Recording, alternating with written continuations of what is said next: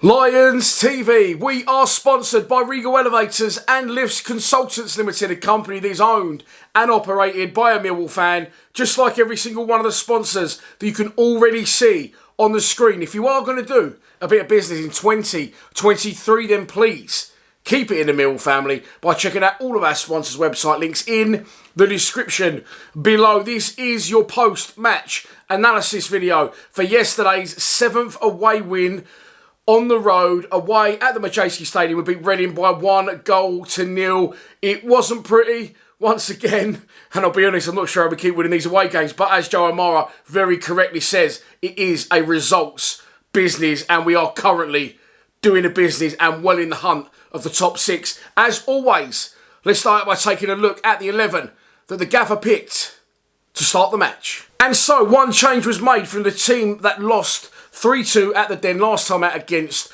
Norwich, and that was Ollie Burke dropping out and Andreas Valsamar coming back in, if I'm not mistaken. I think that was the only change. I said, oh no. And it's nothing against the German, and listen, he scored an absolute worldie of a penalty. And I know a penalty's a penalty, but fuck me, absolutely dispatcherinoed into the top bin.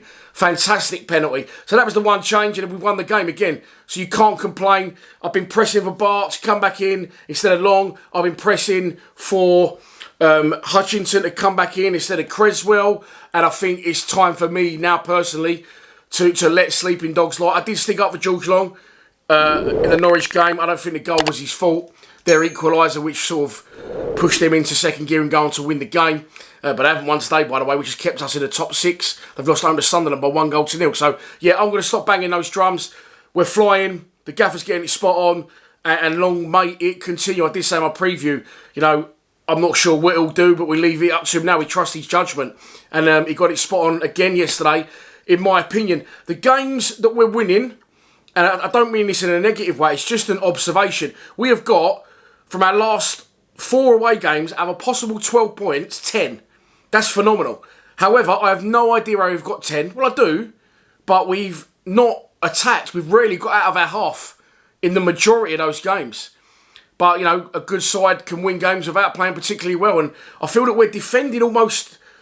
He's always been quite defensive, but now I feel that, I don't know what's changed or whether he's set up something different that we can't see. He's inviting teams on and saying, okay, come break us down.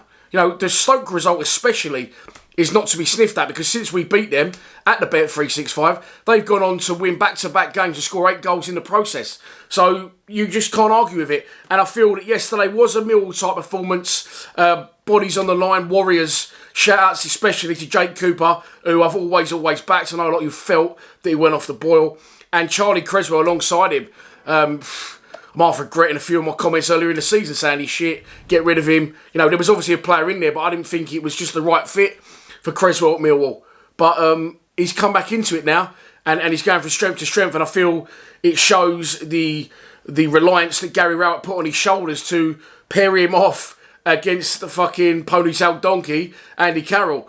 You know, Cooper obviously, and Carroll, similar size, similar frames, to give that responsibility to Creswell and him to beat Carroll on the ground, in the air and physically. Just showed how far he's come on in the last 5 or 6 weeks. And I always say as well, Cooper plays better with Hutchinson alongside him. But I really feel that Creswell now and Cooper are building a strong understanding. And it will be, you know, potentially a shame to see him go at the end of the season. But that will happen. But look, let's get into this game. Again, we, in the past, have criticised our teams for maybe not getting forward enough, but also starting games slow. Why do we wait to go 1-0 down before we start attacking? And we've not done that now at Stoke, at Luton, Queen's Park Rangers, and again yesterday.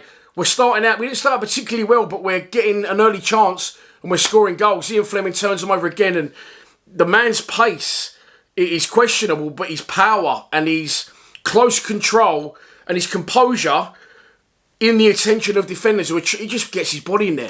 He must be freakishly strong, because he's definitely not quick, and that's not a criticism, it's just an observation. As I said in one of my previous videos, he sort of has that line that covers the midfielders and in between them and Bradshaw. And he's like CDM, but further up the pitch. And the amount of times now he's just chasing people back. Maybe he's quick, because he does, you know, get in and rob people with a ball. Maybe he's deceivingly quick, like me. He's just really, really strong, though. He turns them over, he lays it to Bradshaw. Bradshaw lays them off. Them two boys are on absolute fucking fire, by the way. And then he's in, takes it past the keeper. Keeper brings him down. Stonewall penalty, no arguments. I've seen it back on the EFL show. And there is a question of where was the contact? Was it in the area? Or was it just maybe slightly out? And again, look, we're getting rubber to green here and there now. We're not, blaming bad decisions or if we had done that. If we get chances, and they are still few and far between, especially in these away games, in my opinion, we're taking them. And that's exactly what happens. Penalty given. And now in my mind, I'm thinking, okay, Zian Fleming, Tom Bradshaw, 13 goals between them, both on absolute fire. So I was surprised to see the German pick the ball up. I won't hold out, obviously, Germans notoriously backed for being good at penalties. And he's just absolutely, I'm going on about it like it's a great goal.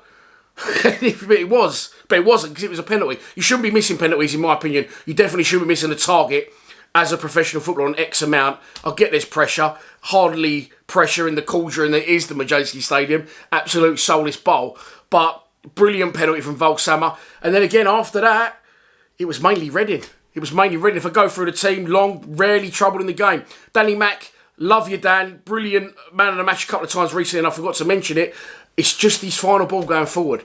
I think if he got that right, I don't think he'd be at the club, if I'm honest, because his defending is absolutely spot on. Murray Wallace now, aging.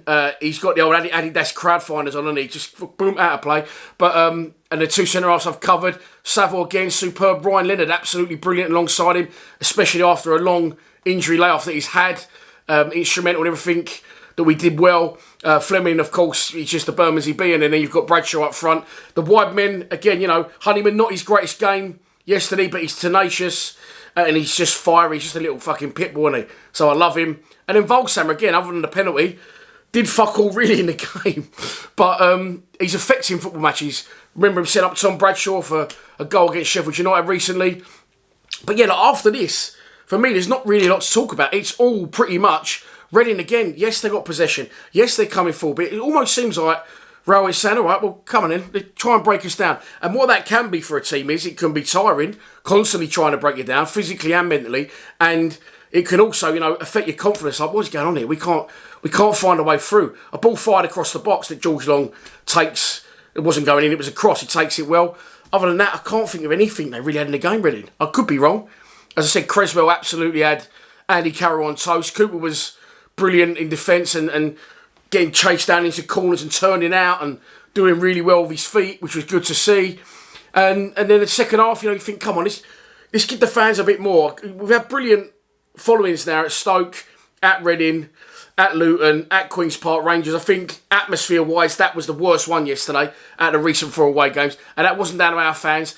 I feel our fans now are on board with it, even though we're not coming forward a great deal, and although we're getting frustrated at times, me included yesterday, I feel that we're singing more than we ever have, and we're being more vocal than we ever have to get behind the team. Okay, they're working hard, they're defending well, they're digging in, and we need to give it another meh or a fuck them all, just to give them that little lift. And the players and the management have alluded to it many times that does definitely help.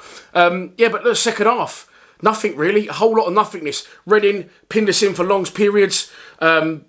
Without affecting the game in any way, really. Long could have had a cigar out at times. Can't think of any shots he had to save in the second half. Fair play, their keeper didn't either, but we had the lead and we didn't have to chase them, did we? I think we had a couple of near misses. I think Bradshaw fires one just wide, and we could really see the frustration in his face that he didn't hit the target. No, but listen, Brad, you're only human. You can't score every single one of them. I think Volkshammer put a cross in deep that sort of deflected, and their goalkeeper nearly just about got there, and saved it at the far post. And other than that, as I said, not a lot, but we was comfortable in defending, which is nice to see. But we did want to see you come forward a bit more, boys, if any of you are watching. And I know you've got to play to the manager's plans, and we've won the game, so you're probably thinking, shut the fuck up, mate, we've got 3 points, just go home happy. Which I did, but in the last 15, he does this now, because he plays Creswell instead of Hutchinson. He likes to go 5 at the back. And we could all see it in the stands. We was all saying, it's coming. In the past, Rowett has been guilty of, and we have all accused him of, reacting. Instead of being an active manager and going, fuck, we're under the cosh here, I'm going to have to switch things up so they don't score. In the past, he has waited until they've scored and gone, right now we'll change it. And you thought it was going to be Luton all over again. He brings on, as we say, likes to bring on Sean Hutchinson now and go 5 at the back. That's fine. I would have liked to see Ollie Burke coming a lot earlier, because what he is strong and powerful and pacey, and he can drag us up the pitch as a team. But it felt like, you know, it did feel like the yellow shackles were on, and Rowett didn't want us dragged up the pitch. He just thought, no, sit. You know, let's not stretch the game. We're in control, and they're not going to break us down. I think that's probably his mindset. We get it over the line. 10 points out of a possible 12 from our last 4 away games. Don't forget we was 2-0 up at Luton as well. And I'll be honest, it's not a criticism. I have absolutely no idea how we're winning these away games. I really, really don't. But, well, I do. Digging in, strong, but, you know, are we doing enough in these games? Maybe we are. Maybe I'm doing this a disjustice. As I said, Stoke scoring 8 goals in their last 2 games since playing us, and we made them look like, you know, they hadn't scored a goal for fucking 365 days, let alone playing in the Bet365 stadium. So listen, that's your lot. That's your post-match analysis done. I feel like that's short, and I feel like I haven't covered everything. I'm pretty sure I've covered everything. Oh, one more thing. Just a personal thing, really. So my boy, his best mate, Alfie, lovely kid. They've grown up together, primary school, secondary school. I know the parents. They're lovely, lovely people. But they're not football people. Anyway, I used to run my boy's team, and Alfred never kicked a ball, so we brought him along and showed him a bit of football. That was a couple of years ago. About 2 months ago, my boy said, can Alfie come football? He really wants to go to a football match. I said, all right, I'll get him a ticket. So we take Alf QPR away, and we win 2-1. Next game, Alf comes to Stoke away. We win 1-0. Next game, Alf comes to Reading away. We win 1-0. So when he's going up with his mum, and they're saying, how'd you get on? He said, yeah, they won.